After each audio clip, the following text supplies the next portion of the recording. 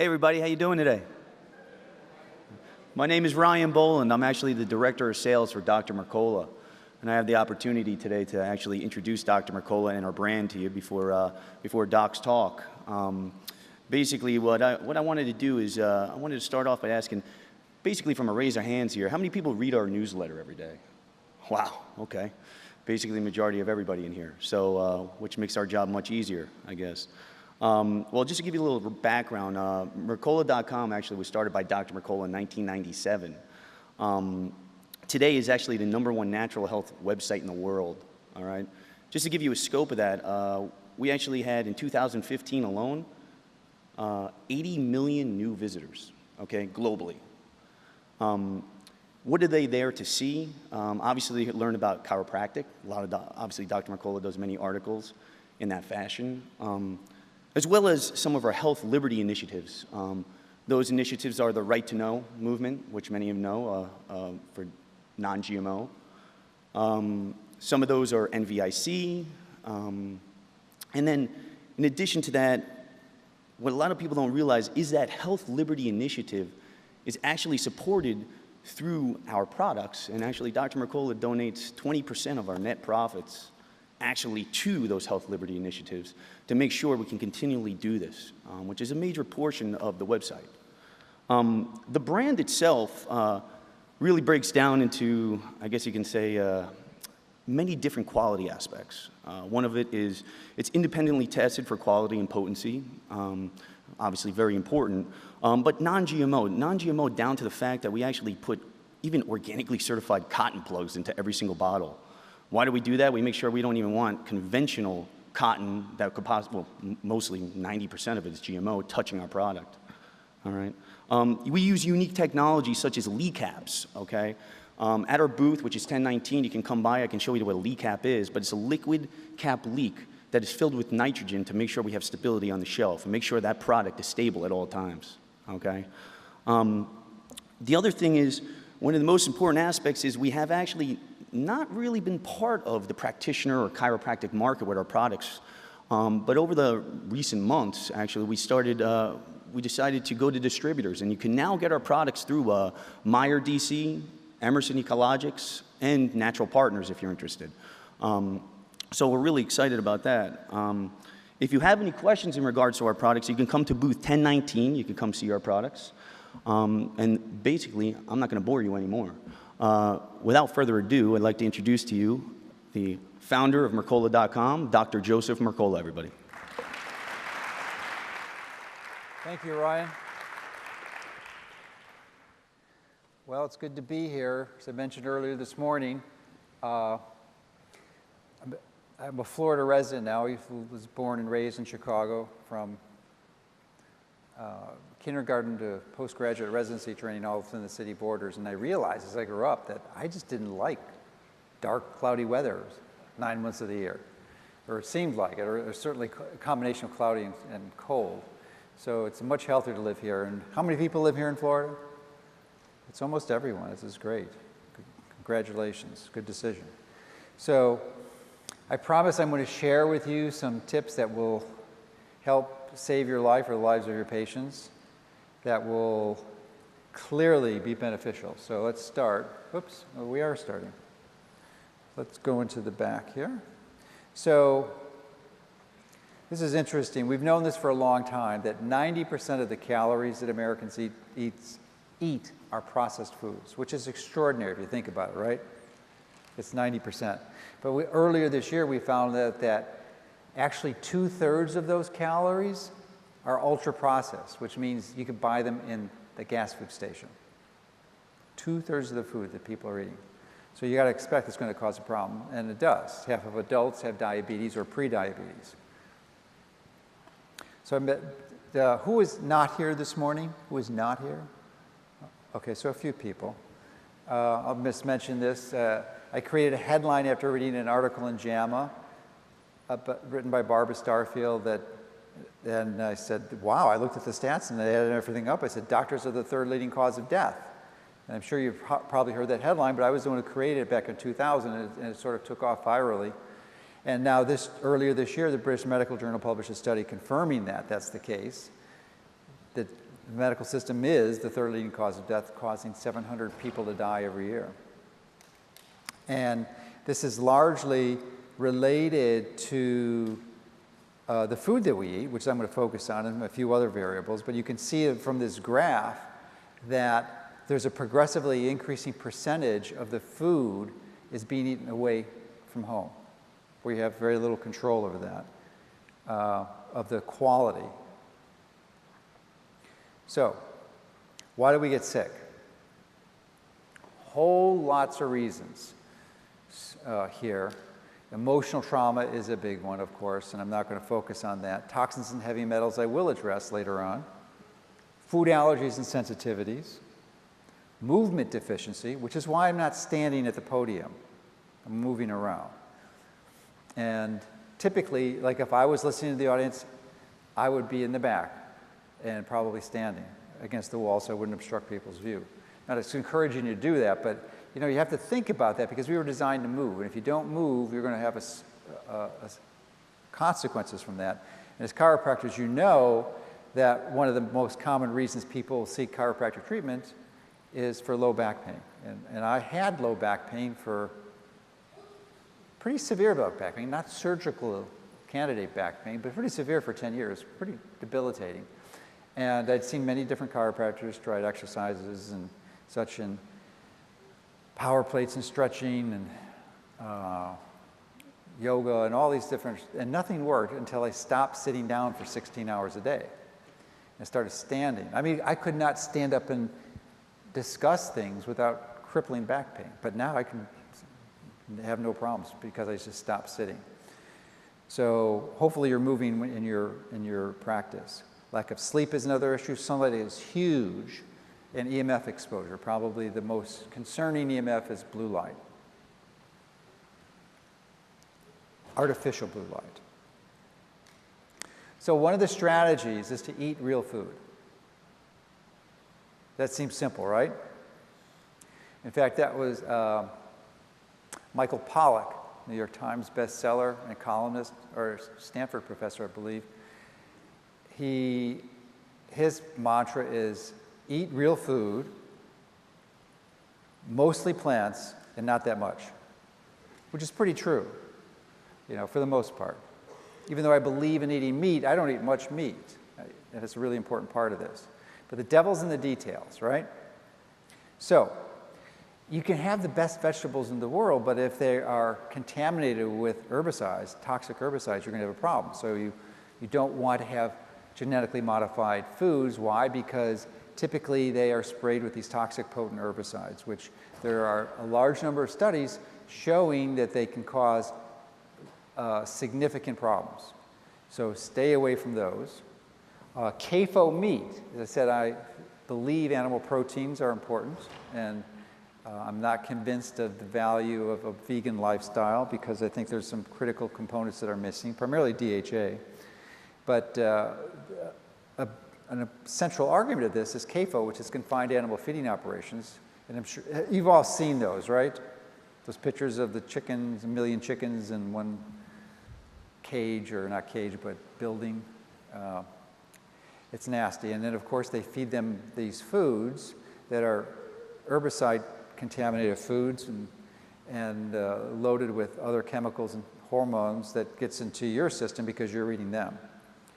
Farm fish is just almost as bad, and this is a real catastrophe because fish is literally, seafood is one of the healthiest foods on the planet. No question about it. That is one of the healthiest foods, primarily because of the DHA content. But when you have farm fish, you're essentially feeding them the same food that you feed animals in confined animal feeding operations. So corn and soy that are grown with GMO contaminated herbicides. So I put this picture up because he is one of my mentors. Does anyone know his name? Darn, we had a prize for it if you knew that. His name is Ron Rosedale. He's a physician who 21 years ago at a conference in Chicago helped me understand the importance of insulin and then subsequently leptin. But But more recently, about 5 or 6 years ago, it takes me a while to learn these things, he helped me understand the importance of excessive protein, which is a key element of you staying healthy. So he's a major nutritional mentor of me.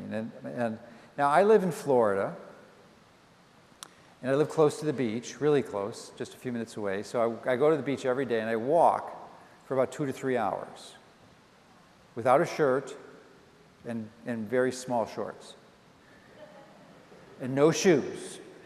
And I walk where the water meets the sand. And I read. Last year I read 150 books. This was the best book I read.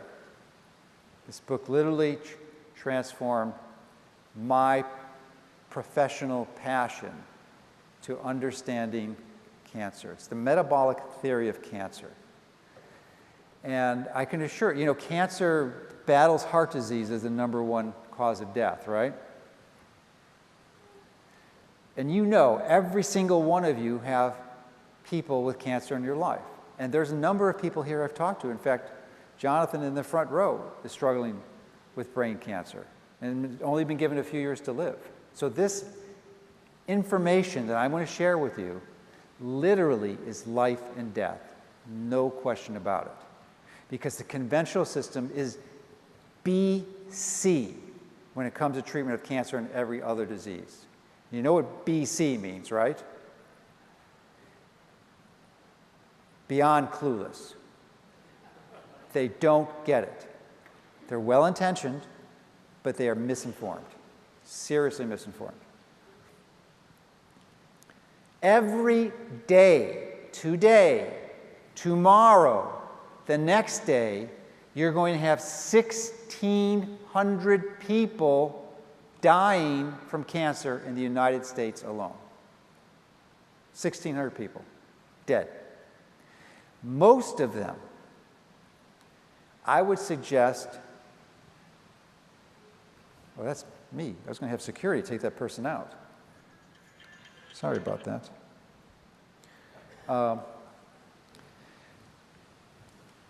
Most of them, I would say 1,500 people, could be saved with the information I'm about to share with you, if they knew it. You will know this. You will be able to save people's lives with this information, no question in my mind. This is a person who has really advanced the work of Otto Warburg, who got the Nobel Prize for a lot of this stuff in 1931 on the metabolic theory of cancer. And he's wrote a book, Cancer is a Metabolic Disease. His name is Thomas Seyfried. He's a full professor at Boston University. He was actually going to be keynoting with me a month from now in Orlando at a Conquering Cancer conference. And if you have an additional interest in this type of material, I would strongly encourage you to attend, because the leading experts from the world will be there when I'm about to share. Ron Rosedale will be there presenting too. Really innovative thinker. So, what is the metabolic theory of cancer? Essentially, it's that cancer isn't caused by defective genes in our nucleus. Ultimately, it's a defect in metabolism, and metabolism primarily directed by the mitochondria. Now, do you know what the mitochondria, we all know what they are, right? They make ATP. It shouldn't be an ampersand. It should be ATP as a result of oxygen transfer. The creation of ATP is quite interesting. Ultimately, food is a source of electrons, right? You either have fats or carbs that break down and get converted to electrons. Those electrons are shuttled through the electron transport chain in the mitochondria and produce ATP. Those electrons get shifted over ultimately to the ultimate electron donor, which is oxygen, and it forms water. But did you know that process I just described to you, when you eat, no one sitting in this room knows this. I just learned about it last week. Oh, actually, maybe 3 days ago. Only 30% of the energy in your body is created from the food you eat. Where do you get the other 70%? From light exposure. create electrons shuttling through, creating ATP. We'll talk about that in a bit. So mitochondria are not commonly appreciated other than that role in producing ATP. But they also have other several important functions. One of them is cell death, apoptosis. And you probably have heard of that before. When you have a defect in apoptosis, you are really prone to cancer because your body has to recycle things, and that's what cancer is. These cells are essentially immortal. They don't die. And they don't get the signal to shut off and shut down and say goodbye. And mitochondria is responsible for sending that signal. And they also play very important roles in cell signaling to the nucleus and actually epigenetically control your whatever genes. So just because you were dealt a bad deck and had genes that highly predispose you to cancer or some other serious degenerative disease, that doesn't mean you're going to express it, because ultimately it's the expression of that disease that's the important component. So, as I mentioned earlier, these electrons shuttle in the mitochondria, the electron transport chain, and they form reactive oxygen species. Most of those electrons gets transferred to oxygen and ultimately form water. But about 5 to 10% form these reactive oxygen species. They're waste products of fuel burning. And the key in what you want to do, and I'm going to teach you how to do this, is to minimize that. Now, previously, and certainly what I believed, and I suspect many of you have and maybe still do believe, is that the best way to limit that production of reactive oxygen species, and then secondary free radicals, why are free radicals dangerous? Because they can decimate cellular membranes, proteins, and DNA. So you would take antioxidants to prevent that, right? Well, that could be highly counterproductive because these reactive oxygen species are essential. They're critical. They're actually important signaling molecules themselves. And that if you don't get these signals, you're going to suffer. And if you indiscriminately suppress them with antioxidants, you can run into a problem. So I'll tell you another way that you can create excessive reactive oxygen species. And that is by exposure to iron, too much iron, excessive iron. How many people, women in this room, are still menstruating? Raise your hand. 1, 2, 3, 4, 5. Okay, so you are the strong minority in the room. And it's not good or bad, it's just the reality. I just wanted to give you a perspective. You're really the only people in this room who don't have to pay attention to what I'm going to say for yourself personally. For your patients or your friends or family, you would need to. But unless you're a child or a menstruating woman, you're likely to be having too much iron. So what difference does that make, right? If you have too much iron is a very strong catalyst. And the iron is transferred throughout your whole body. It diffuses into your inner mitochondrial membrane. And in the process where the electron transport chain is, if you have too high iron levels, there's a reaction called the Fenton reaction, which will catalyze. Well, when you transfer those electrons, the first reactive oxygen species is superoxide, and that goes to peroxide. And then when you have peroxide, normally it goes to water. But if you have a lot of iron present, that iron will catalyze the production or the transformation of peroxide to hydroxyl free radical, which is the most destructive free radical known to man. So you'll create excessive hydroxyl free radicals when your iron levels are high. And in fact, the premenopausal women and children seem to have an inherent advantage against heart disease. We're all familiar with that, right? And at least when I went to school, it was thought that was due to the obvious factor. It was too much, they had estrogen, and therefore there was a justification that you could or should supply post-menopausal estrogen replacement therapy.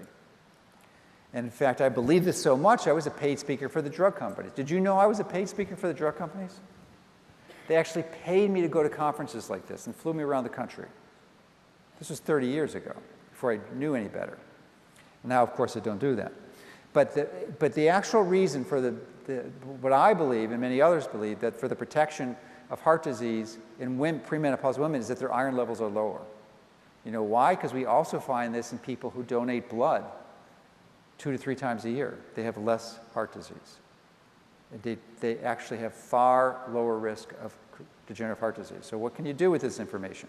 You can get your blood tested. What do you test for? I saw a lot of people getting the newsletter, right? I've talked about this. What do you test for? What? Ferritin, that's right. Ferritin.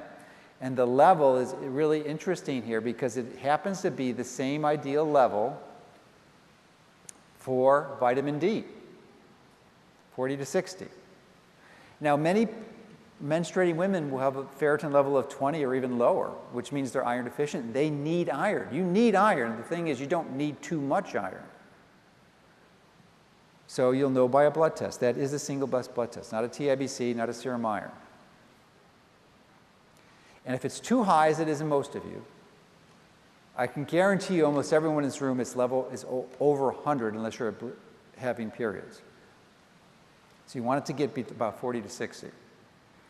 And you can do something called therapeutic phlebotomy, which is you can donate your blood, and if they refuse to donate, to accept your donation, because many people have risk factors which preclude them from donating, then you can get a prescription for it, and many may not be aware, but all blood donation sites are required to perform this service for the community. So they have to do it. Additionally, vitamin C and calcium will help prevent iron absorption. So if you have high levels, you don't want it doesn't mean you shouldn't eat iron, but you want to be careful to have some vitamin C or calcium with the iron. So if you're going to have a steak, taking it with C and calcium will limit the iron absorption. Now, another powerful intervention, something called intermittent fasting, which will radically increase something called mitochondrial autophagy or mitophagy. And we know that, what's it defined as? It's defined as not eating food for a certain amount of time. Typically, and that's the key window here. Probably, or the converse of that is eating food within a restricted window, probably 6 to 8 hours. So I used to suggest that the worst food to eat, or that the worst time to eat would be breakfast, but I've changed that positioning because as a result of understanding that our cells actually can have a reduction in the amount of their energy requirements by up to 30-fold when they're resting. So in other words, at night and you're sleeping, your cells don't need a lot of energy, and if you give them food or surplus of food and energy to create ATP, you're going to cause metabolic complications. So I think it's wise and healthiest to avoid food for at least 3 hours before you go to bed, and in my case, I avoid it for about 5 hours. So my last meal of the day is usually before 4 o'clock. And then when I get up, I'll eat based on my blood sugar readings. So you basically are going to eat for a 6 to 11 hour windows. I think 11 is a little bit too high.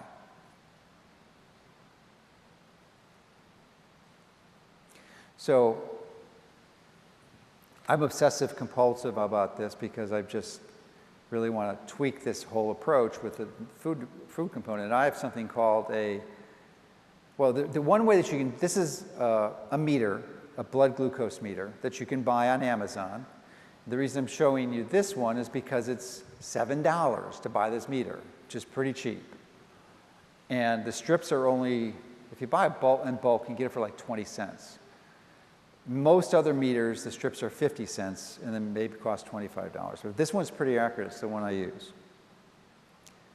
I use it to calibrate, okay, that's off on, my 24-hour glucose monitor, which I wear.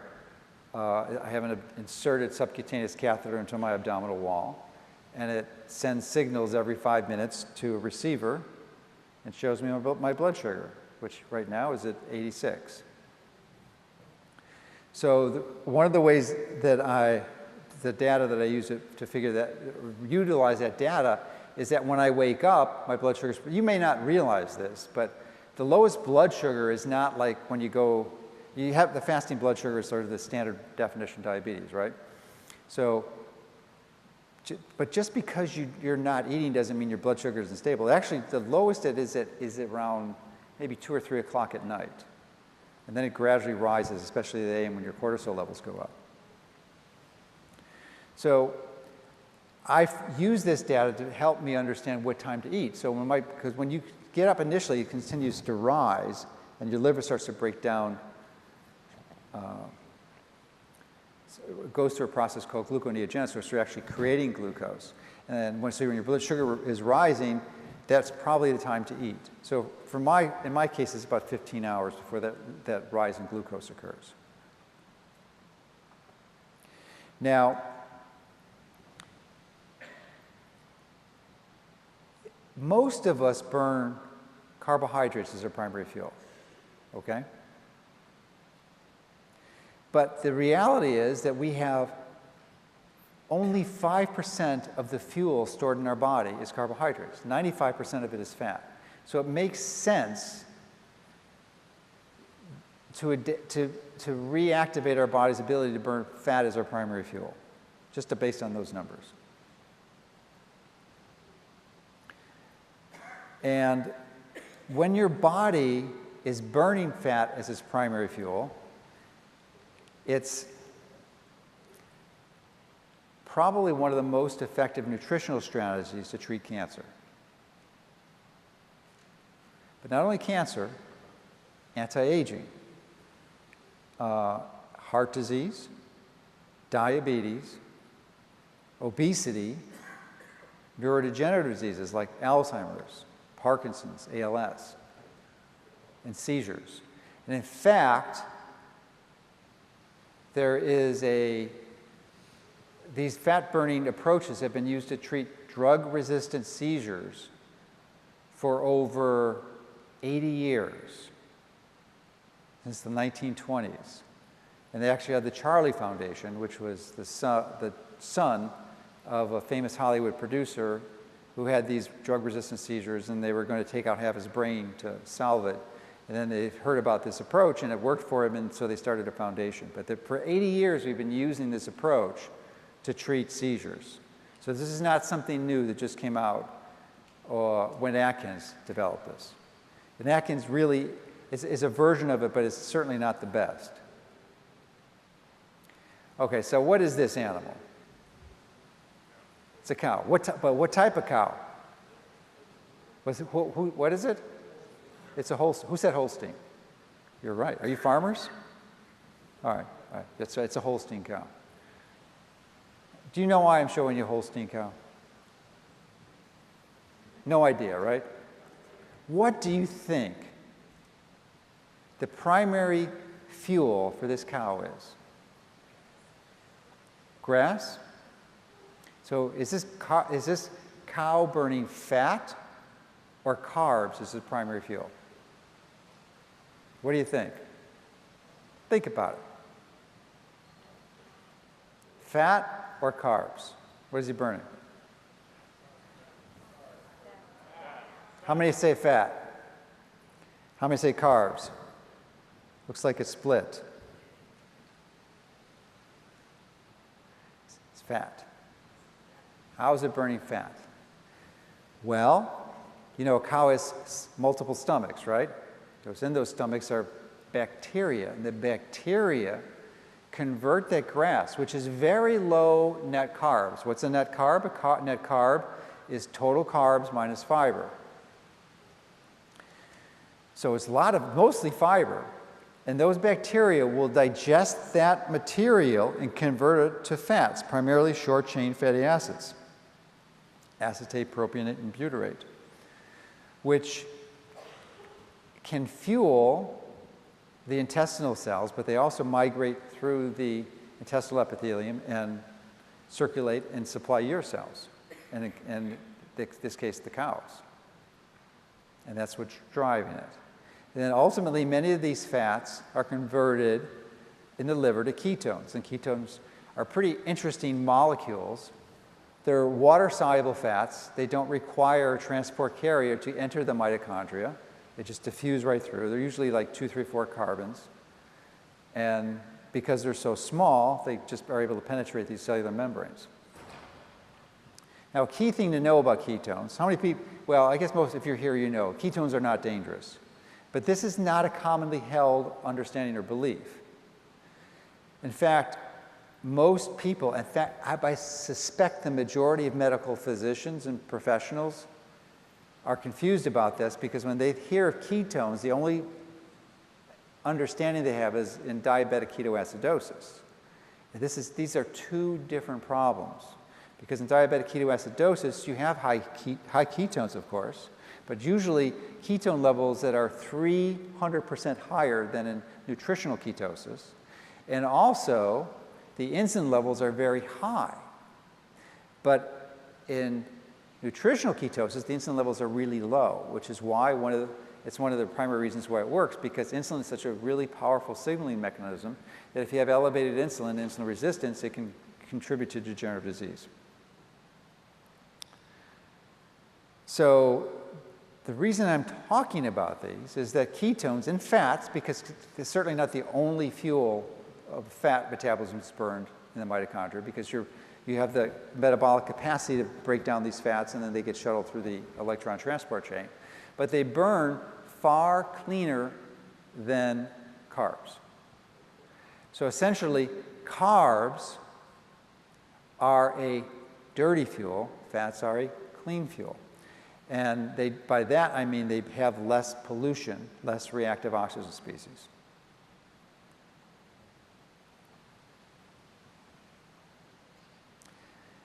And in fact, most people aren't aware of this. It's a little known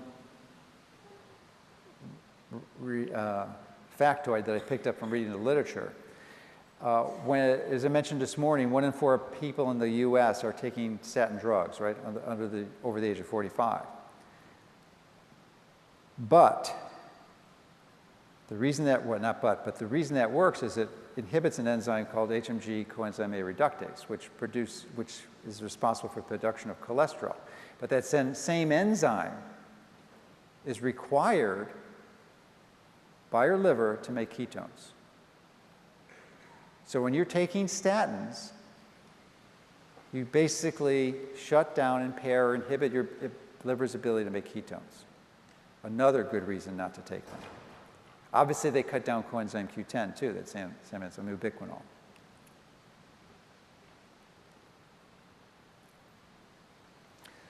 Okay, we talked about net carbs. Net carbs are total carbs minus fiber. And ideally, they should be under 40 grams. If you're like Jonathan and you're struggling with cancer, you want to probably keep them under 20 or even under 12. And the only way you're going to have net carbs that low is the only carbs you can have are from essentially non-starchy vegetables. Because even seeds have carbs, even nuts, depending on the nuts, can have a lot of carbs. And this isn't something, unless you're treating an aggressive disease that you have to be rigid with continuously, and I think you actually should cycle between ketosis and non. But it's something you want to be pretty careful early on. And ideally, we should have no grains. I wrote a book, The No Grain Diet. That's my first book that I ever wrote. I regretted the title because I didn't believe that subsequently the grains were all that bad and there probably was an indication for them. Now I've come full circle and believe that was probably a good strategy because anyone should not be on grains. Of course, there will be some people who disagree with me, but I think once you understand the metabolic biochemistry of this, you might reach the same conclusion. So obviously no grains, no starchy vegetables, very limited fruit, at least initially. If you're exercising or moving quite a bit, then as you progress in this process, then you can integrate some more. Because right now I probably have 60 to 80 grams, or double that a day. And you can essentially have unlimited green vegetables. Now a lot of people are concerned that this is similar to the Atkins diet. And, you know, we owe a great deal of gratitude to Dr. Atkins for increasing awareness about this. And in fact, his site was the most visited natural health site in the world until, you know, my site passed him back in 2004. And he passed away at that time. But there's some serious flaws in his approach, in that he was really focused on limiting carbs almost exclusively and thought that you could have as much protein as you want, and didn't really pay attention to the quality of the foods. It's not the case. You have to be really, really careful about protein. And as Dr. Rosedale taught me, excessive protein is probably more dangerous than excessive carbs. For most things. Now, there are two goals. You can have a performance-oriented goal. You want to be a competitive athlete, big bodybuilder, or do you want to treat disease and live long? If you want to be a competitive athlete, you're not too concerned about how long you live, then that's a different goal. But I'm focusing on the health and longevity goal. Now, the reason why it sounds like an alarming statement with the protein is because of this little puppy, mTOR. Has anyone not heard of mTOR? A few people, okay. Well, you know what? That's not a surprise, because we became aware of this about 10, 15 years ago, which is probably, you didn't learn this at school, most of you. Has anyone graduated within the last 10 years? Raise your hand. Did they teach you about mTOR? Anyone? No? One person? No? No one did. Okay, so they're not teaching in schools yet. It's short for a mammalian target of rapamycin. Rapamycin is a chemotherapeutic drug, which was found to be, is one of the most effective chemotherapy agents. How does it work, rapamycin? It inhibits this pathway. Now the name for this enzyme or pathway has changed. It's now called, instead of mammalian, it's mechanistic target of rapamycin. It is responsible for, when it is activated, somewhat like insulin. It's a similar role. You know, when you have too much insulin, it's a bad thing. Like, you need some insulin, otherwise you're dead, right? You will die. You'll go into a hypoglycemic coma and die. But mTOR, when you have too much of it, it suppresses autophagy, which causes the cell death, and it will increase your cancer rate. And it will decrease how long you live. And it also decreases mitochondrial biogenesis, or your ability of your body to repair and regenerate.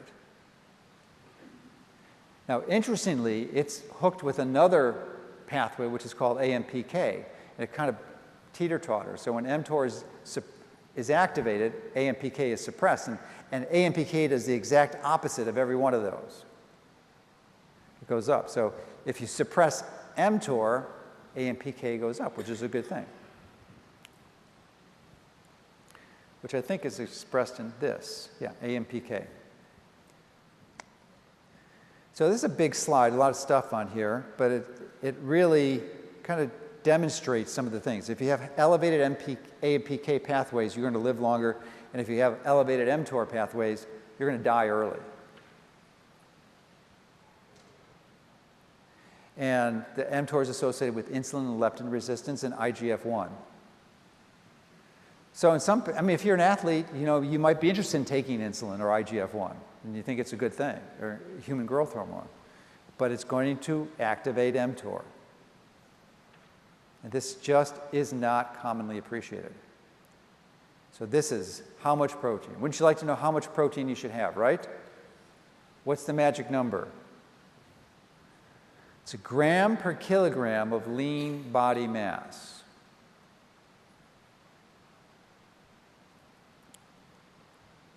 So that's not much. You know, and most people have significantly more than this. Now, there's a lot of confusion on this, maybe not in this room, but certainly for most people, and they think like, well, does that mean So what is that in pounds, first of all? But, most protein is weighed in grams. I mean, if you look at the back of a label, all those nutritional factors are all in grams. But they'll think, well, maybe does that mean if I'm only supposed to have 50 grams of protein a day, that's like 50 grams of chicken? No. Obviously, 2 ounces of chicken is going to have a lot less than 2 ounces of protein. So, and notice the word lean. That means not your total body weight. So if you're 200 pounds and you're 80% lean or 20% body fat, then it would be 160 pounds of body mass. So for most people, it's about, I would say, from 40 to 60, 70 grams of protein a day. It would be very unusual where anyone would need more than 70 grams of protein. And I would say most people are having 100 to 200 grams of protein a day, would be my guess, which is a prescription for disaster. And in my view, most likely one of the primary reasons why most vegetarians probably have better health outcomes than the conventional people eating the conventional diets, because they have a lot less protein. It's hard to get protein in a vegetarian diet. Plants have a lot less protein, a lot less protein. So again, it's not that I'm opposed to meat. You just have to be very, very careful how much you have. If you go to a steakhouse, what's the typical size of a steak that you order at a steakhouse or in a restaurant? 8 to 10 ounces, right? You know how much you need at one meal, how much you should not exceed? Like 3 and probably closer to 2. So that 8-ounce steak is like almost 2 days of protein for you, maybe 3 days. So there's nothing wrong with it. It just has to be used less.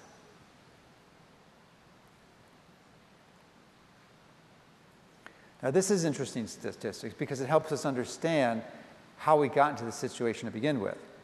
Before 1920, can you believe this? Literally 100 years ago, 100 years ago, only one person in 100 in America was obese. Now it's 35. 3,500% increase in 100 years. Isn't that extraordinary? Did you know as little as 1% in 100 years? You did not find heavy people. Look at pictures from Chicago. Look at pictures of the 1893 Columbian Exposition in Chicago. There weren't, they wore weird clothes. They had that in the summer, and these people were wearing long shirts and pants, and it's like hats. It's crazy. But there was no obese people. There were very few obese people, and heart disease was rare. It was so rare that when they were training physicians, they used to call the residents in to show, this is something you may never see in the rest of your life, is heart disease. Today, as I said, we have 34% or 35% of our obese, and 40% of us will die from heart disease, as opposed to being rare. Here's an interesting statistic. In 1950, and some of us were still alive at that time, there was 500 cardiologists in the United States. 500. Any guess how many there are today? How many? Pretty good, 60,000 today. So that kind of puts a frame around things so you know what the perspective is, right? So why do you think this is? Why do you think this is? You have some guesses? Diet? What's that? Diet? Lifestyle? What about the diet? Let's go into the little diet. What's that? They eat crap, but let's be more specific. Trans fats is good. What else? Sugar. Restaurants. Well, actually, restaurants, people weren't eating out a lot back then, as they are. I showed you those graphs. You could, if I can go back to one of those first slides, you'll see it's like very few people ate out 50, 70 years ago. Yes. That's the reason. Okay. Why for the difference today? Good point. I've heard walking around it, but I'll tell you what I think it is. which is of course correct.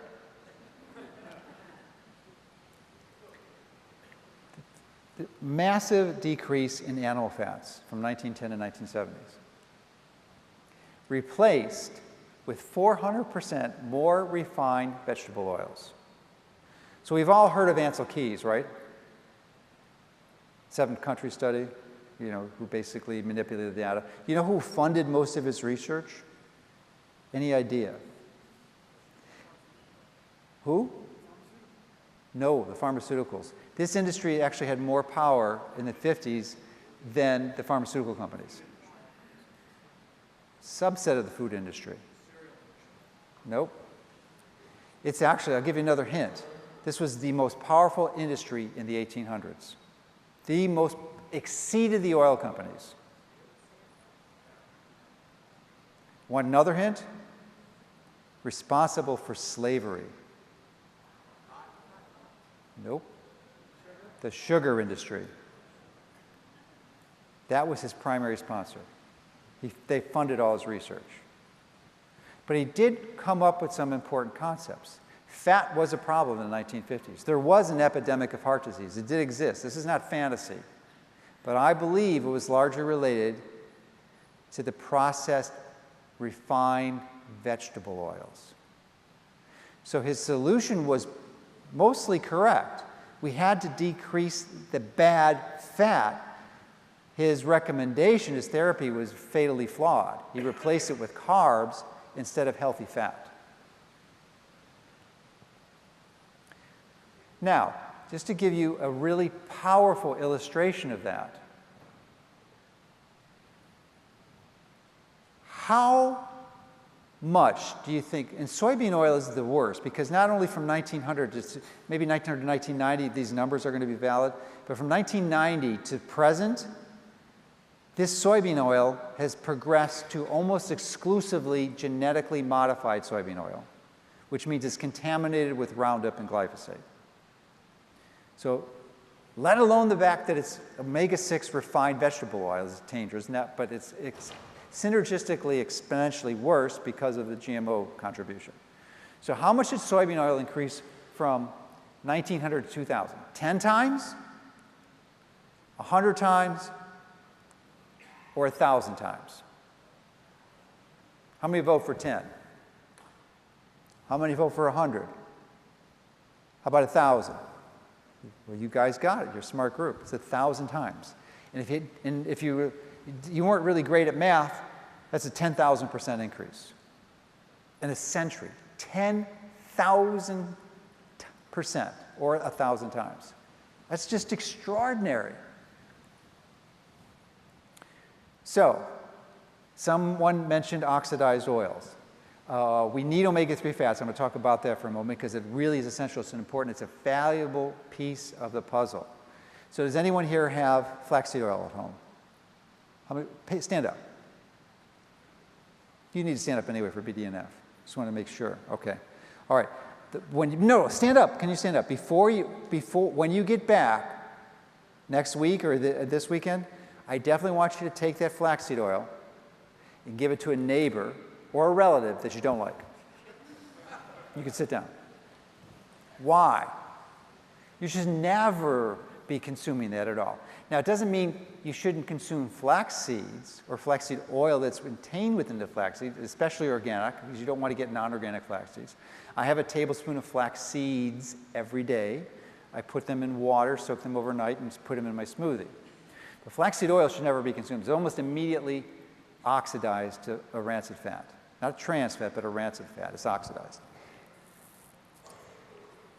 And a lot of people take flaxseed oil because they think they're going to convert it to DHA, and that just doesn't happen. You are seriously delusional if you believe that. So, vegetable fats for fuels. So what are the good fuels, right? Would you like to know what those are? All right, I'll tell you because this is part of the key. You know, what's the practical take-home message? If you're going to eat 70 to 80% of your food is fat, you're going to want to have healthy fat. So the practical challenge, the obvious challenge becomes, what are healthy fats? Avocados, Would you like to know how to save 50% of their money on avocados? Who wants to know? All right, I'll tell you the trick.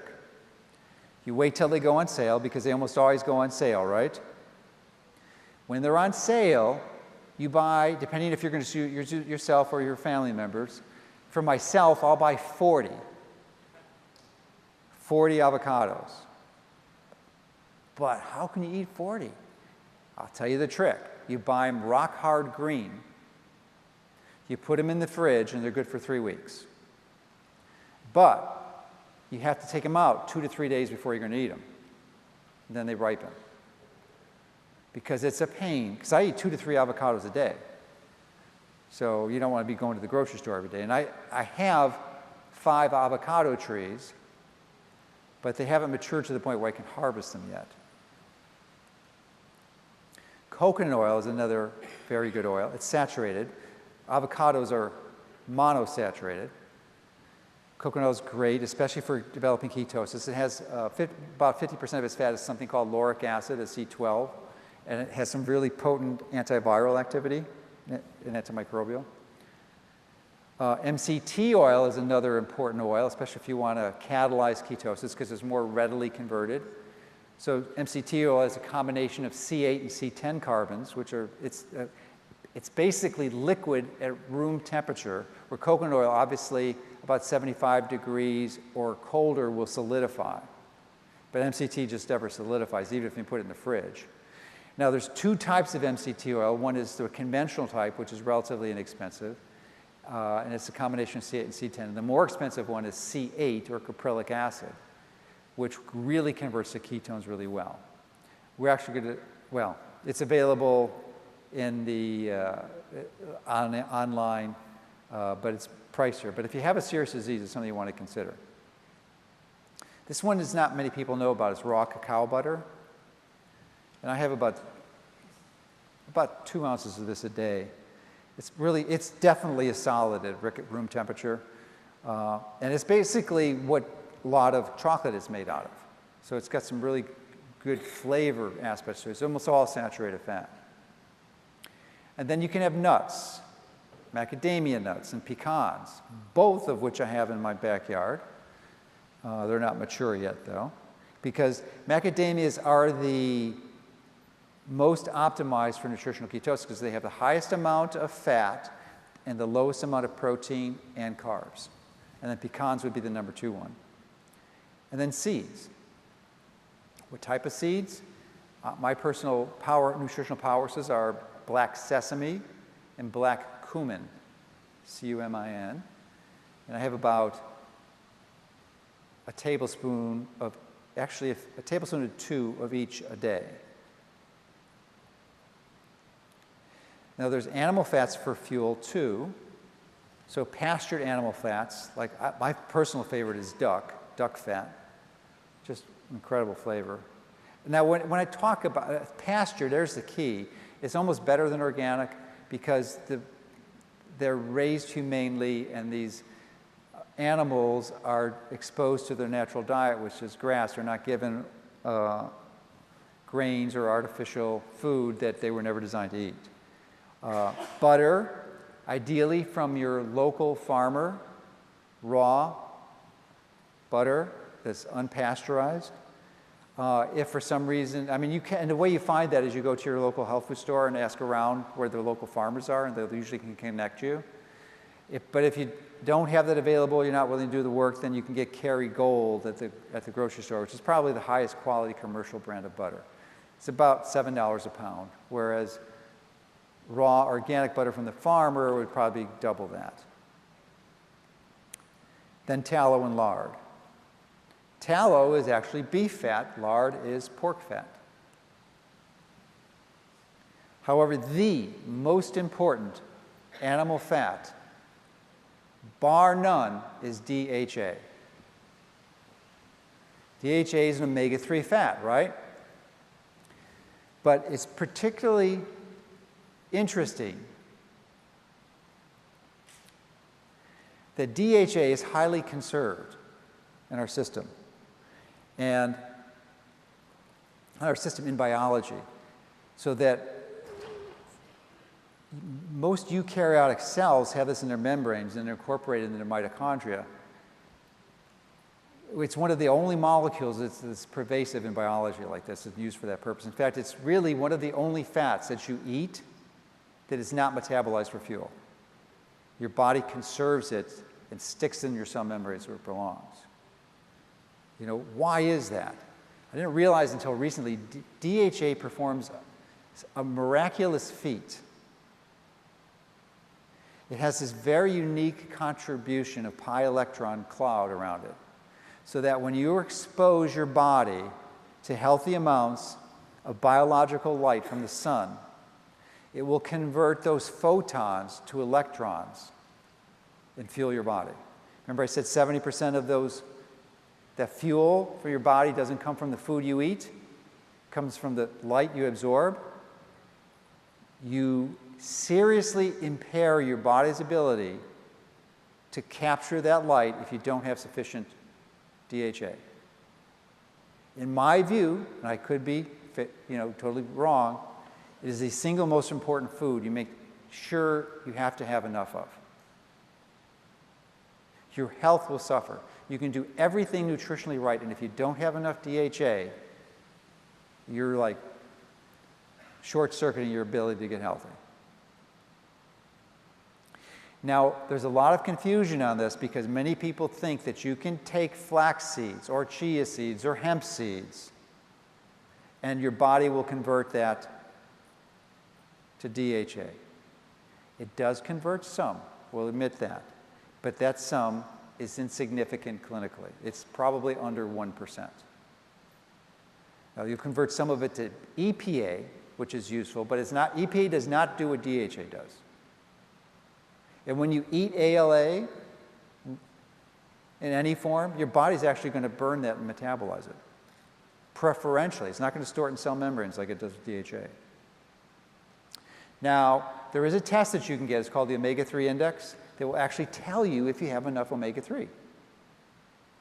Because most people don't understand that, don't have a concept or a clue. They think they take a swallow of fish oil or krill capsule and it's going to be enough.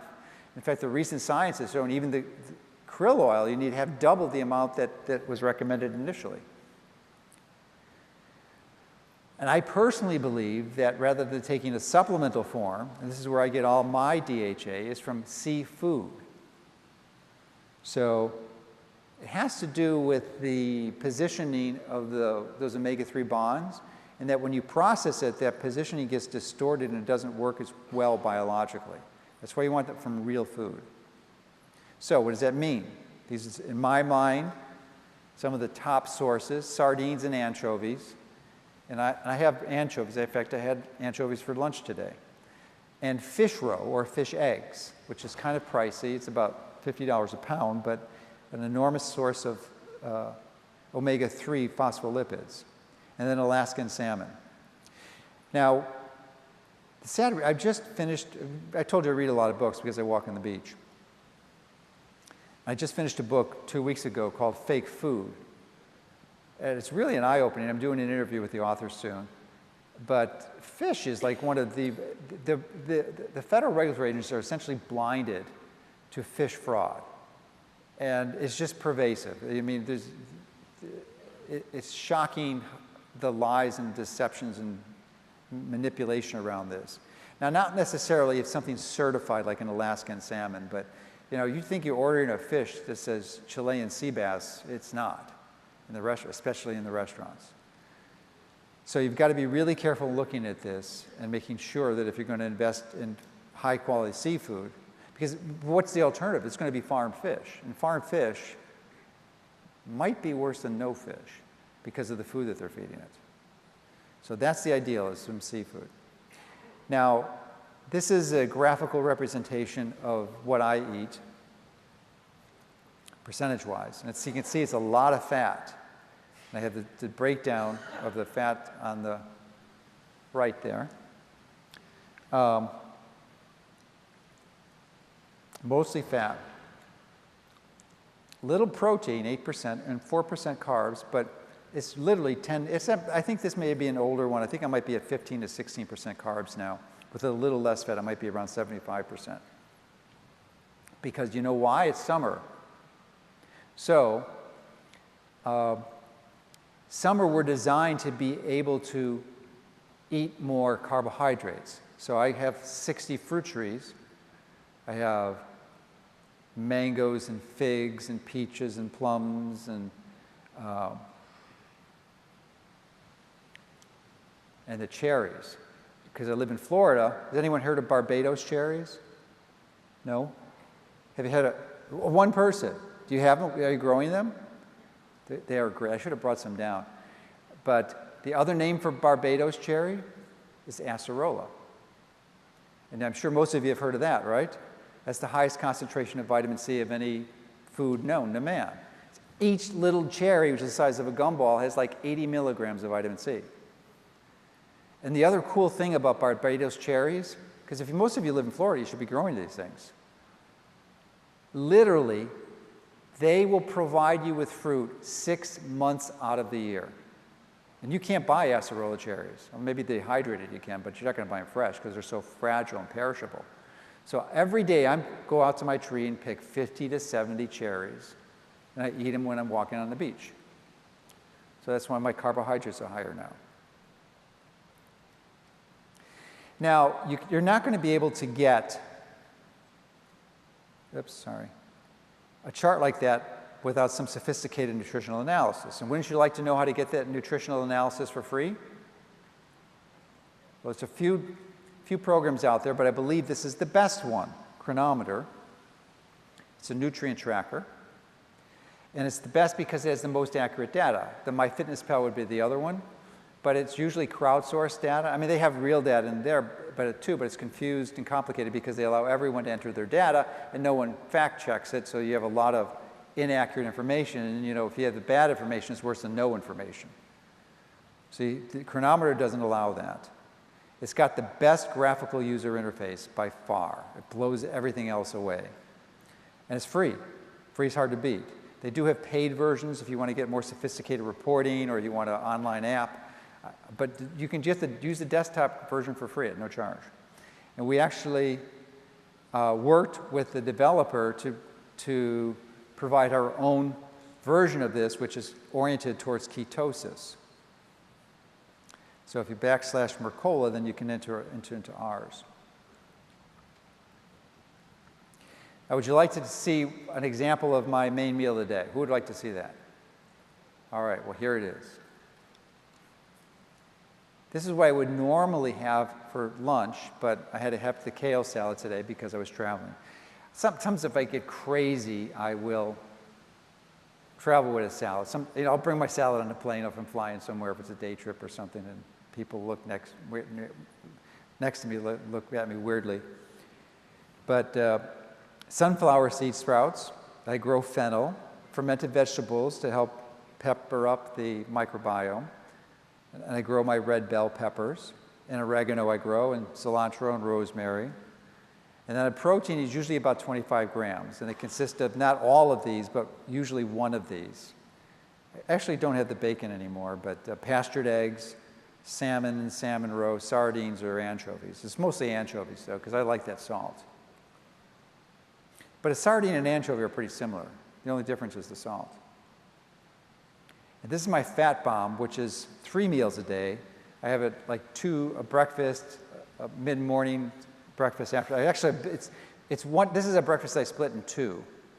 I have one at about 7 o'clock and then the other maybe an hour to 2 hours later, depending on my schedule. And an avocado, of course. Oh, there was an avocado. I didn't put an avocado in the last one. Oh, sorry. I forgot to put an avocado in there. There's an avocado in there too, because I have 2 avocados a day. Avocado, coconut oil, MCT oil, raw cacao butter, psyllium, which is a phenomenal source of fiber, as are chia seeds. And actually what I didn't put here are some of the other seeds. That's the sesame seeds and black sesame and black cumin seeds. Protein is the total protein in this, and it's not a protein supplement, that's just the total protein. Some stevia and some mitochondrial nutrients we'll talk about later. So this is my version of it.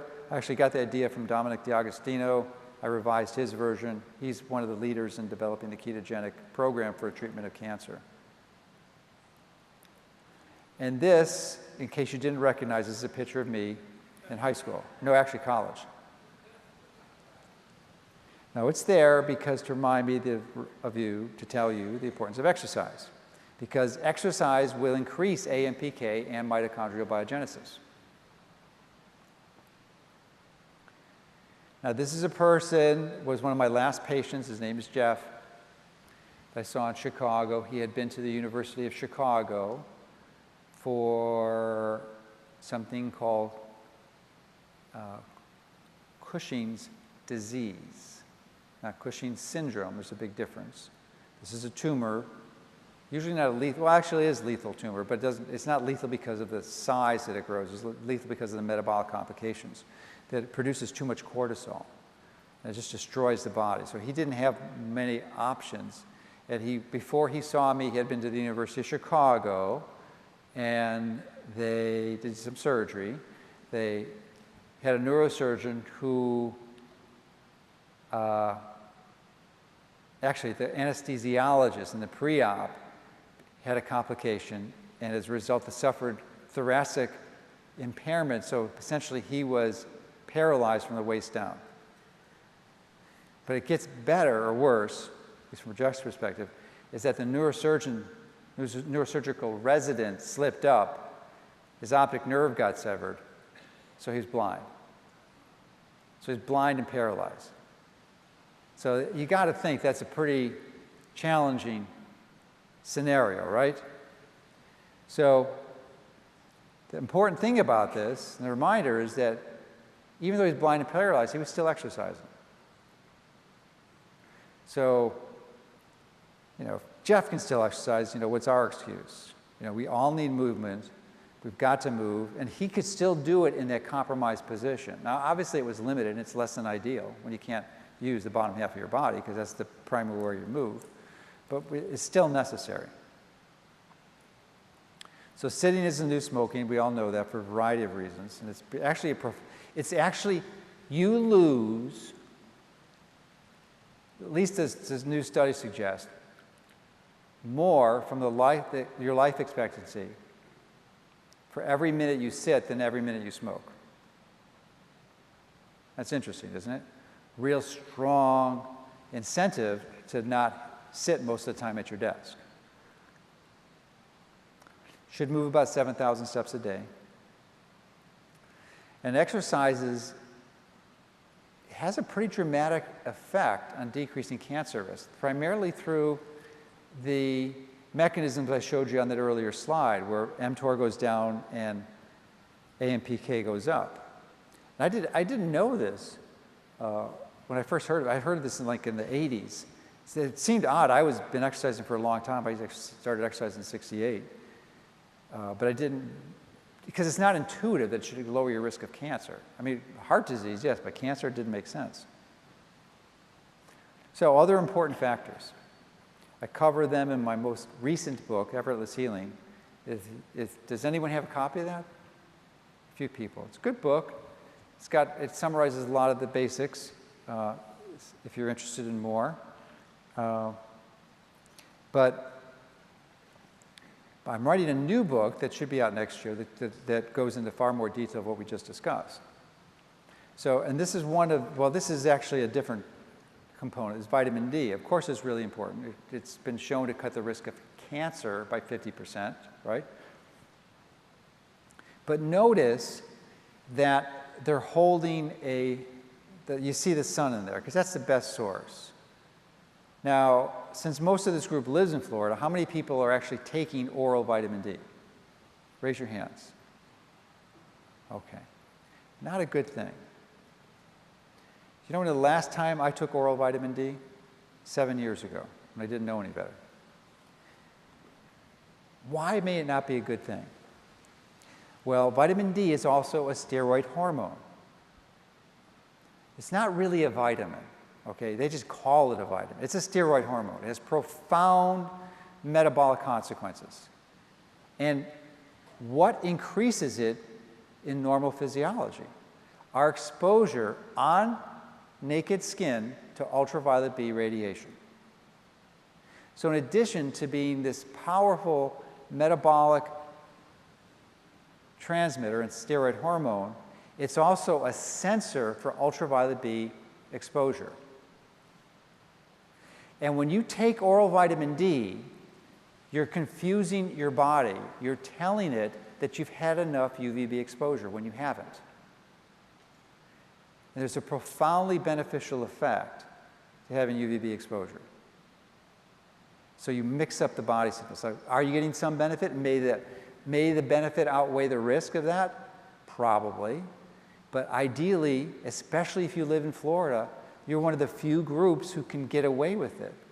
Now you have to be creative, you know, because most of the time you're not going to get, you need ultraviolet B exposure, especially as we get into the winter months. You only have enough UVB, even in Florida, around solar noon. So, you know, come January, February, we're talking like, you know, basically when we get out of daylight savings times from maybe 11:30 to 12:30, and that's it. So you potentially have to take lunch outside without your shirt. Or if you're a woman, I would wear a top. So that's a good component. The other is, you're probably wondering why I'm wearing these glasses, right? Anyone not wondering? Then I don't have to go into it. Does anyone want to know? Okay. Well, it's the issue with blue light, and not blue light from the sun, because when you get the sun, everyone in this room is designed to have sun exposure. And the fact that we're not doing it is a really significantly, seriously pernicious contribution to your future health. Ideally, you're going to want to somehow factor your life so you can get outside and get some sun exposure every day. The best sun exposure for you, now blue light is necessary. You need blue light, no question about it. When do you think you need blue light? What time do you need blue light? Evening is the worst time for blue light. That's when it will kill you.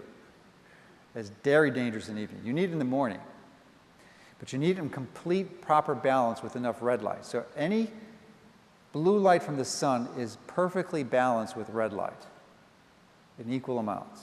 So there's very little danger, because red does a really interesting recovery trick with the cells in your retina specifically. It prepares them for the blue light so it doesn't damage it. So the ideal time to get exposed to the sunshine is probably somewhere from 8 to 11. But if you're looking for an ideal component, is what I do as soon as you're able to see the sun in the morning, which right now for me is about 7:15, 7:20, because there's some trees where I live, so I can't see it until it goes over the treetops. As I go outside and look at it directly in the sun for about 3 or 5 minutes to help set my circadian rhythm. Now you can do the converse too at night, at sunset, where it comes down, because it's safe to look at the sun around sunrise or sunset. Don't look at it any other time, you'll cause some damage. But so you'll get that in there and help reestablish your circadian rhythm. But when we have artificial blue light, you have to be really careful, which is why I'm using these, because most sources have too much blue light, and these filter them. So I call these reverse sunglasses. As soon as I go outside, these things come off. I only put them on when I'm inside. And if there isn't artificial light, like my house, in the daytime, and probably most of your homes, there's no reason to have it. It's only when you have artificial light that's not flooded. Well, actually, there wouldn't be any artificial light if you didn't have your lights on. So if the lights on, you don't need them inside. But I only put these on inside when the lights are on.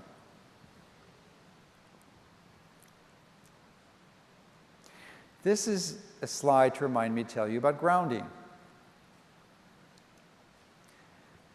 Does anyone here not know what grounding is? Okay, everyone knows. So it's a source of free electrons from the earth into your body. There's several ways you can do it. The ideal way to do it is to connect to the ground, really physically connect to the ground with bare feet. And ideally, then you'll get electrons flowing up. But ideally, if you do it outside, when you're exposed to the sun is a source of photons. It's kind of like a cathode ray tube where those photons come in, and if you've got enough DHA on board, you'll actually develop a circuit where things are flowing, and you'll get the best benefit of grounding. Now, you can ground at other times, like when you're sleeping or when you're at your desk, which is what I do in both situations, but you have to be careful. I would caution you to not plug. There's no really definitive science on this, but there's some concerns of many people about dirty electricity when you plug into an outlet to ground. So what you can do as an alternative is take a grounding rod. You can buy them for about $10 on Amazon, a copper 8-foot grounding rod, and you pound it into the ground, and then you attach your grounding cable to that grounding rod. So you're directly into the ground, not into an electrical circuit. So you don't have to worry about any dirty electricity. But it's a seriously effective, basically free strategy to improve your health. Water is another important. Water is actually a battery, and it actually serves to capture the energy that you're receiving from the environment, if you structure it properly. Most of us don't. We just published an article last week showing that, Teflon cookware. Does anyone have Teflon cookware, nonstick? Okay, just one person, 2 people? Oh, there's a few more, okay. So you want to combine your with the group with the flax seeds oil. So you want to, when you get home, you definitely want to give it to a relative or friend you don't like, okay? Get rid of it, throw it away, dispose of it, because every time, it's not dangerous. You could keep it if you want, just so long as you don't heat it. Okay, so when you heat it, it volatilizes. And it produces fluoride gas. And you don't want fluoride in your air, and you don't want it in your water. Why? It's a dielectric blocker, and it's going to screw up your mitochondria on really serious issues. And it also will wreck up your thyroid and cause lots of other problems. So you want to get clean water. It's really hard to get clean water in the United States because it's almost all contaminated with fluoride, and fluoride is hard to remove. You can also vortex your water or structure it, because that's the way the water in your body is structured. And when you expose your body to infrared radiation, that actually structures the water. That's what you get when you're out in the sun. Talked about the fluoride. This is another strategy I use every day, or not every day, 3 times a week, is my infrared sauna. Usually going in there at about 138 degrees for 15 minutes, then I'll do a cold shower and then do another 15 minutes. That's a really powerful way to detox. Would anyone like to know my detox formula besides that I use with the sauna? Anyone? Okay. So I use niacin, straight niacin, and took a few months to build up to the dose I'm taking now, which is 4 grams. I combine it with a nutrient called D-ribose, which is a 5-carbon sugar, which actually is the precursor for ATP. Ribose is an ATP. So it helps mitochondrial function. So I combine them both together, and it may actually form, and I produce about 15 grams of ribose, and it may form something called nicotinamide riboside, which is David Sinclair from Harvard has suggested may be a really powerful way to increase NAD, which is an electron transfer receptor and another important mitochondrial signaling mechanism. So I use that. I use something, anyone here Cytodetox? No? Dan Pompa? No, he's a chiropractor in Colorado. He has a group that promotes and recommends that. And it's fragmented zeolite. And it's profoundly effective. So I use that and some IMD, which is intestinal metal detox, and chlorella and parsley. And I do that before the sauna to help capture all the heavy metals and toxins, because it's almost impossible to live in a toxin-free world because we're going to be exposed to this just from living. And then I'm also passionate about regenerative agriculture. I think that would, when you garden or connect to the soil, you not only get grounding, but then when you're creating your own food, that's the best, right? I mean, it's ideally if you're going to get, when you purchase your food, you have the time to do it, you want to get organic and locally grown and sustainable. But if you've grown it yourself, it's even better. And I consume a fair portion, maybe about half the food I eat is what I grow. key thing with regenerative agriculture is the topsoil. We are decimating our topsoil because of agricultural practices. And many of your children or grandchildren, unless the trend changes, or we have some radical new development technology, there will be no topsoil left. We're just decimating it. It's being blown away. So you can create it. I live in Florida, as you know, and close to the beach, so most of my soil is sand. But I put in 500,000 pounds of wood chips over 2 or 3 years. And basically, there's a waste product you can get for free or close to free. And over 2 years, that decomposes to incredibly magnificent black humus. And you could use also something that takes about a year or two to connect. It's biochar, which is essentially biomass that's burned anaerobically without oxygen. And it's not wood ash like you'd get in a fireplace. It's biochar, which is almost like graphene, and it's this molecular-based carbon that forms this superstructure for microbes in the soil, because microbial life in the soil is actually what feeds the plant. So that's what you're doing, is you're creating a nice environment for them, like similar to what we do in our own gut. And then always keep the soil covered. You don't ever want to have bare soil. And if you can't commit to something like this, you can always grow your own sprouts. Does anyone here grow sprouts? Just one person. That's it. Two people. Not many people. That's disappointing, because it doesn't take much time.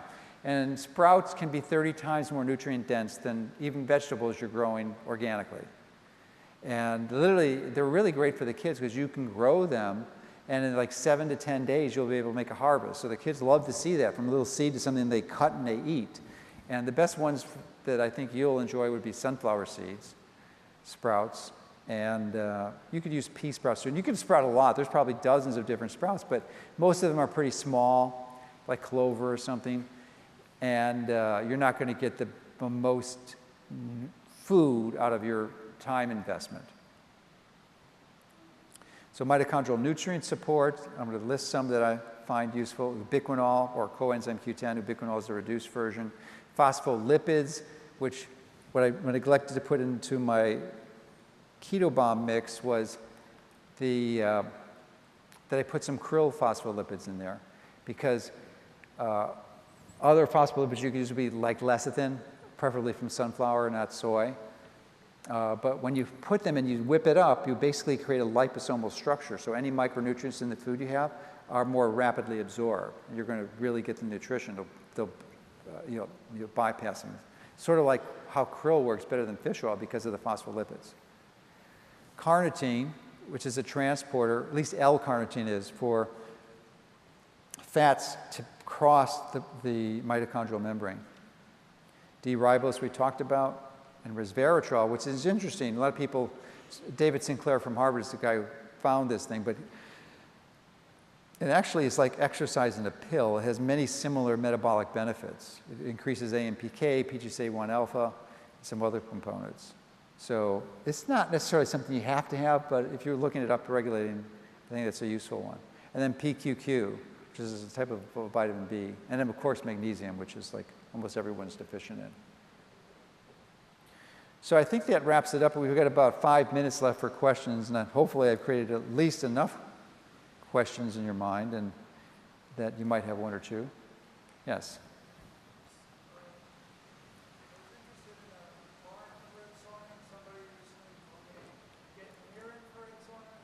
Yeah, the question is between far and near. Ideally, you'd like far, near, and mid-infrared sauna, or a full spectrum sauna, infrared sauna would be the best. But you want to be careful with infrared saunas. What I neglected to mention when I mentioned earlier was that it's a low EMF sauna, because many of the infrared saunas have high EMF. So you might want to take a tri field meter and go in there and measure the Gauss distribution. It should be like less than 0.3 milligauss. Yes? What was what? The wheatgrass? Wheatgrass is good. I actually learned about sprouting when I went to Hippocrates, and they're sort of famous for wheatgrass. Wheatgrass can have a really potent detoxification component. You have to take it in really small quantities, like an ounce or two. You really can't drink that much of it. It's okay. It's not designed to be used long term, though. But you typically don't eat wheatgrass. You juice it. Yeah, is what you do with it. And it's a short-term intervention. It's useful. It's full of chlorophyll. Chlorophyll is useful, yes.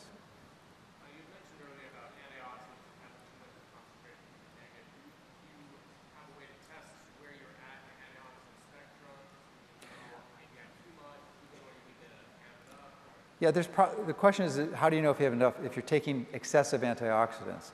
Ideally, if you have an ideal diet, you're getting most of it from your food, and you may not need other ones unless if you're targeting some specific clinical situations. There's probably some tests that I'm unaware of, but I'm not, I think Spectra Analysis may have done something like that, but Spectra Analysis? Yeah, so there are some available, but I haven't looked at them. I actually had one done a while ago, many years, and it was fine, but I just don't know how that correlates. The concern is that you just don't want to take excessive antioxidants because it could be counterproductive, especially if you're exercising. If you take excessive antioxidants, you could obliterate the beneficial effects of exercise because that's how they're mediated. They're mediated through reactive oxygen species. Yes? Yes, which we call peak fasting.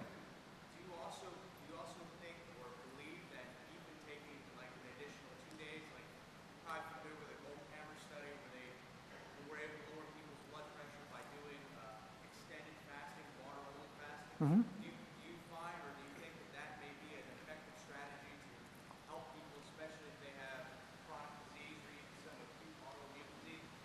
So the question is, what about extended periods of fasting as opposed to the 16-hour window? I think, yes, it can have. I've been playing with that. You just have to be careful about extended periods. But longer water fasts can be incredibly therapeutic because they will jumpstart your ability to go into ketosis. You just have to be careful you're not dealing with an underweight population because they will lose radical amounts of weight. It's just a natural consequence. So for me to do that would be ridiculous. I mean, that would be very dangerous. But for 2/3 of the people are overweight. So yeah, that's not a good idea. It's not a bad idea. But you just may want to consider sort of, I'm actually playing with that clinically with a few people. So maybe a very low calorie water fast where they're taking things like coconut oil, MCT oil, maybe some other little nutrients, almost no protein, no carbs. So it's almost like, you know, some calories because coconut oil is great for fasting, especially intermittent fasting because it will give you energy. It breaks down real quickly. MCT oil will break down even more quickly. So because one of the consequences of someone going on this program is that they'll have a dramatic loss of energy because their body is used to burning carbohydrates as a primary fuel, and it takes a while to make that transition so they can't burn fat even though they have 200 pounds of fat. They can't have access to that as a fuel source. So in the meantime, they can more easily burn MCT or coconut oil. So that would be useful. And I've actually had some pretty good, my landscaper, I put her on a therapeutic water fast for a week, and I saw her 2 days ago, and she was on it for 4 days, and she almost couldn't walk. So I made some tea for her from Pau d'Arco and coconut oil and butter and MCT oil, and like, boom, her lights went on again. So I'm playing with the revision of it. But I think, yes, it has great potential, especially if you're overweight. But it's a great jump start, yes. What would you recommend for someone with gallstones who's relatively healthy, mid-40s, with gallstones and kidney stones? Okay, that's a great question. What about someone with gallstones who obviously has problem with fat absorption, or even if they've had their gallbladder removed, which is a more, no, I'm just saying even if they had, which is the next level if they continue to progress in their dysfunction. I've seen so many patients who've had a cholecystectomy. So what do? There's 2 supplements. One is a very strong digestive enzyme that has large amounts of lipase, right, lipase. And then you could use ox bile. Ox bile is a tremendous, that's actually one of the ways that your gallbladder works, right? It secretes bile. Well, you can take ox bile and lipase. And you could take that with any meal that you have fat. It starts small because you don't want to have an excess of anything. In fact, I have a little challenge with that myself. So for my fat meals, I'll take ox bile and a digestive enzyme. Yes? You'll have to speak up. An optimal serving of DHA, that's a good question. I don't think you need a lot, maybe a few ounces of salmon. I have typically an ounce of fish roe a day and an ounce of anchovies. So probably two ounces a day of food source DHA. And there are some seafood sources that are relatively low, so you have to be careful. You have to see how much omega-3 fats are in there, and that's, of course, where the DHA is loaded. Yes, in the back. Can you take what? Can you take too much of DHA? That's a good question. I think you could take too much of anything. So You know, we have to be careful, but I think it's relatively hard to. And then my guess is that if you take something chronically and your body has too much, you'll start becoming, it won't taste as good anymore. So you'll start avoiding it. You know, and you want it, variety is really the key, one of the keys left. Actually, I'm out of time. I just realized that, but no one's coming to throw me off, so I don't see it. Yeah, krill and fish oil are useful. I'm sure they can be beneficial. They're not as healthy as regular food, but if you don't have that as an optional resource, it's something you should consider. But ultimately, you want to measure and test to make sure your omega-3 index is fine. Yes?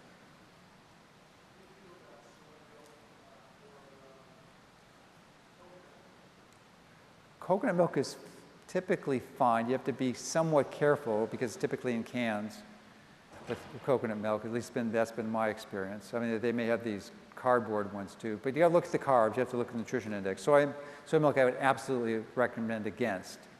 It's an omega-6 oil. It's processed. You just want to avoid any processed oils for the most part. I know you could make that argument for MCT, but it's almost like a drug because it's intervening to make ketones. But you know, and soy it's loaded with other problems. And most of it has to be organic, which is like less than 5% of the crop. So I would just avoid soy milk like the plague. Okay, last question, and then we got to go. It's behind you. Yes. No, you. Yes, lady in the back.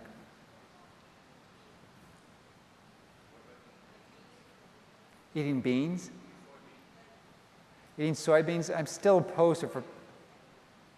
Yeah, well, on this that's a good question. Any beans? I didn't see any beans on there because they're relatively high in carbohydrates. Yes, you can get away with it if you don't have any health issues or challenges, but certainly not if you're seeking to implement nutritional ketosis. Well, thank you for your attention. Appreciate that.